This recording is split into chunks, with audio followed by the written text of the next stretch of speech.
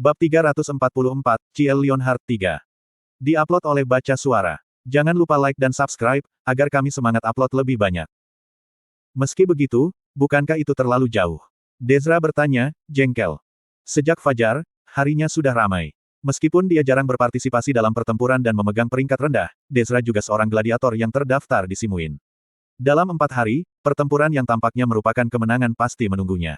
Dia biasanya akan menghadirinya, tetapi setelah setuju untuk bergabung dengan penaklukan permaisuri bajak laut, dia harus mengatur ulang jadwal pertandingannya.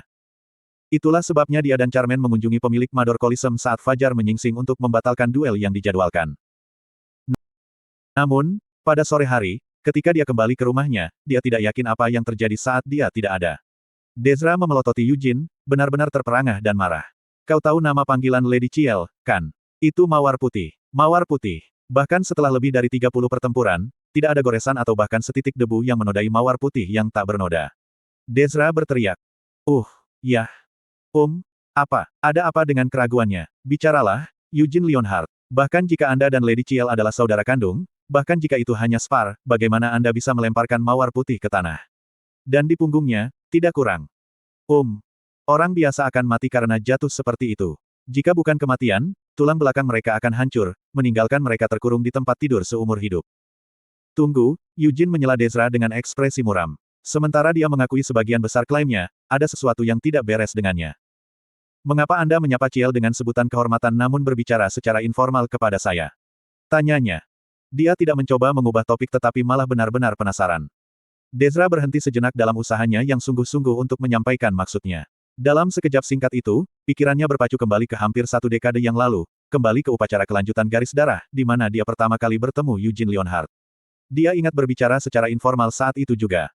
Dezra berdeham dengan canggung sambil mengalihkan pandangan Eugene. Saya minta maaf, Tuan. Baiklah, Eugene menerima bentuk sapaannya. Tapi ini adalah topik yang sama sekali berbeda. Anda masih melakukan kesalahan, bukan, Tuan? Eugene, kenapa kau melempar Lady Ciel ke tanah? Dezra bertanya. Ciel menginginkannya, jawab Eugene. Bicaralah dengan akal sehat. Siapa yang waras ingin dilemparkan ke tanah? Sebelum Dezra selesai, dia disela oleh tawa tertahan dari Sienna, yang diam-diam mendengarkan percakapan mereka dari sofa. Tertangkap basah, dia buru-buru menutup mulutnya dengan kedua tangan. Benar-benar bingung, Dezra menatap Sienna. Meskipun dia ingin bertanya mengapa Sienna tertawa, mengingat reputasinya sebagai Sienna yang bijaksana, dia tidak bisa dengan mudah memaksa dirinya untuk bertanya. Dia hanya berasumsi harus ada penjelasan yang masuk akal. Ada apa dengan memanggilnya Rai? Apakah itu, Rai Tardet? 1. Sementara itu, Sienna tenggelam dalam sesuatu yang lain sepenuhnya dan berusaha mati-matian untuk mengabaikan komentar Eugene tentang permainan kata-kata dari memutar ulang di kepalanya. Datang untuk menyelamatkan Sienna, Charmaine mulai menjawab pertanyaan Dezra yang belum selesai dari seberang sofa, dia hanya menolak simpati yang menyedihkan. Di sebelahnya berbaring Ciel, sekarang dibersihkan dari debu dari kejatuhannya.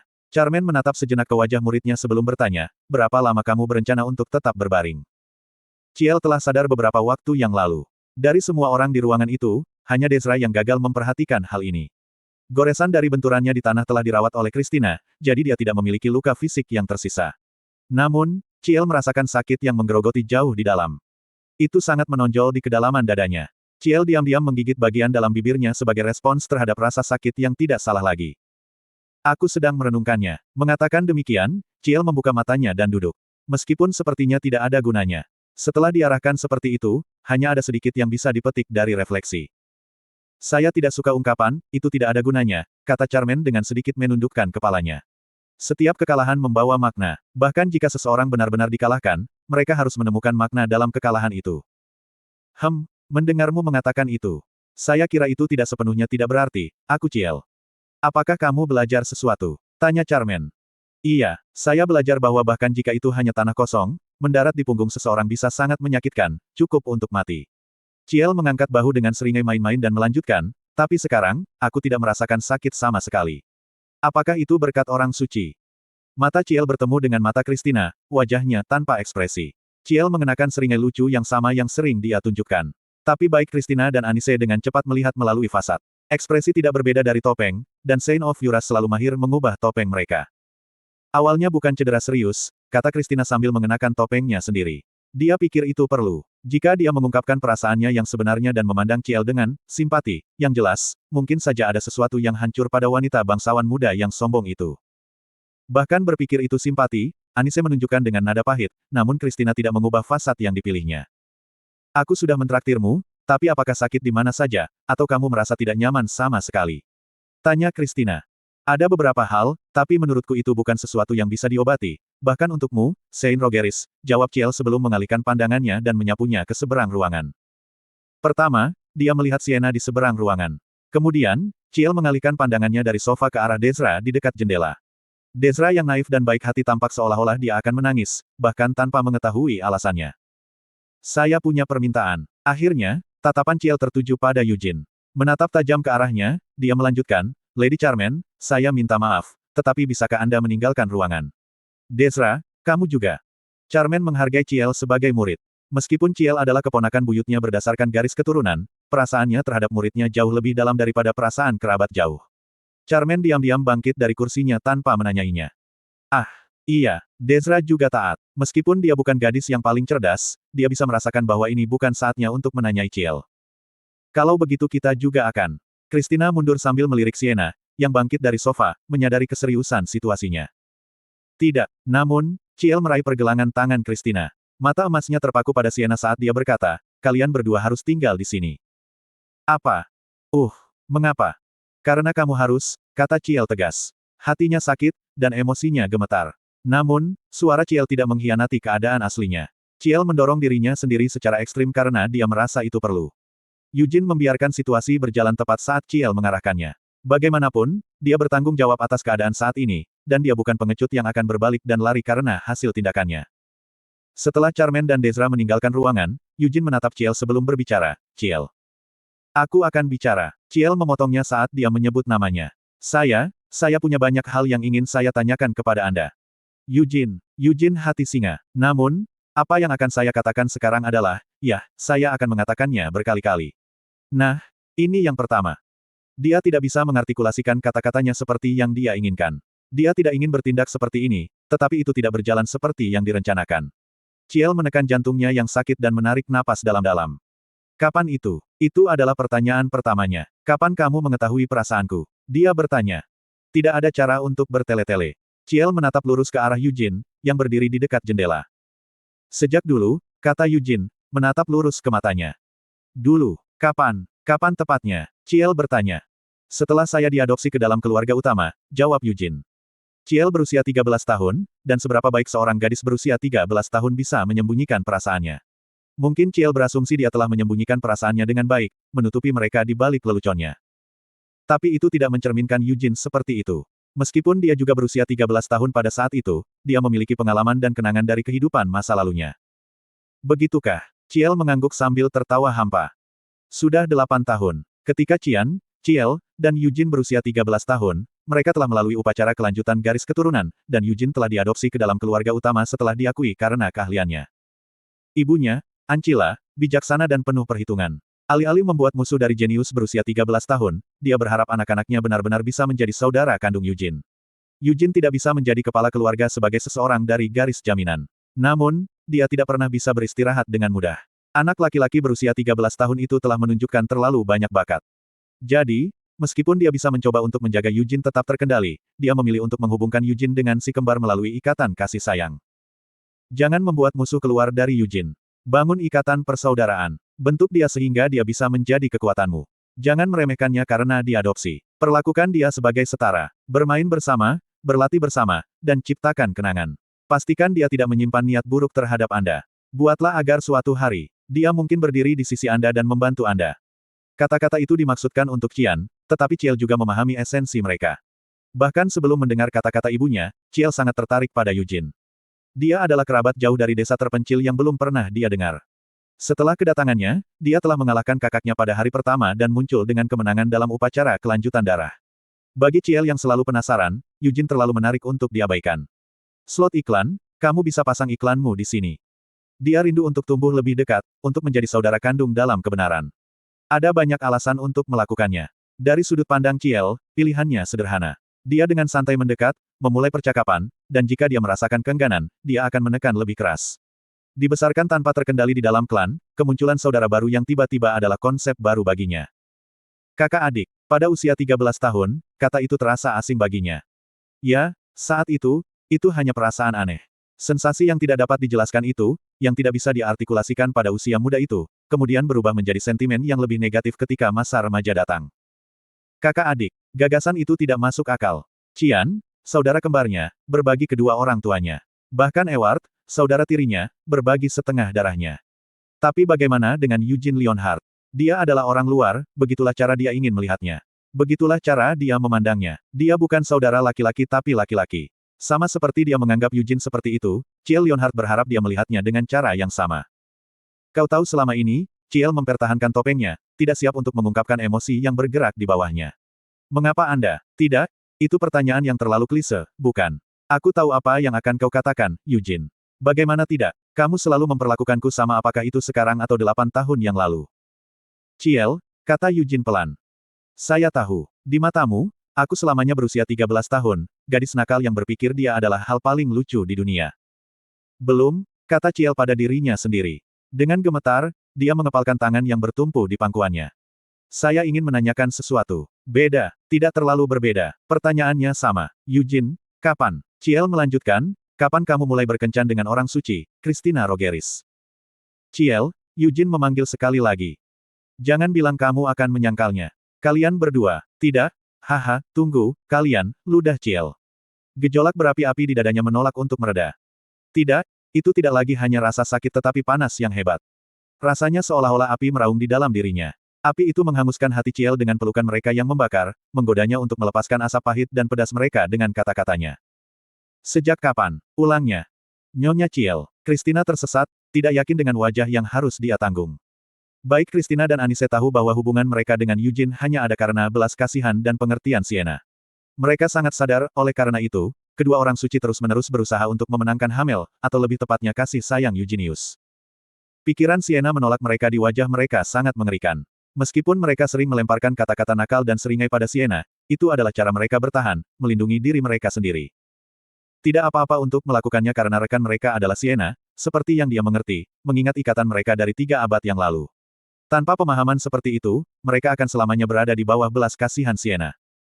Namun, lawan mereka saat ini bukanlah Sienna Merdain melainkan Ciel Leonhardt yang berusia 21 tahun. Sementara Sienna mungkin memandang para orang suci sebagai ular berkepala 2, Christina dan Anise tidak secara harfiah demikian. Belum lama, Eugene campur tangan, tidak membiarkan para orang suci menjawab. Dia duduk di seberang Ciel dan melanjutkan, ada tanda-tanda emosi sebelumnya. Saya terlalu buta untuk mengenali mereka. Haha, Ciel tertawa sarkastik sambil menjatuhkan pandangannya. Setelah jeda sebentar, dia berkata, ya, saya tahu. Kamu, tidak, kalian semua cukup jelas. Bukankah kau, Saint Rogeris? Sejak kamu datang ke Leonhardt Mansion sebagai tamu, kamu telah melihat Eugene dengan mata meneteskan madu. Lady Ciel, Christina memulai. Tapi Ciel menembaknya, aku bisa mengerti itu. Saint dan Hero, itu bukan pasangan yang tidak mungkin. Siapa yang memulainya?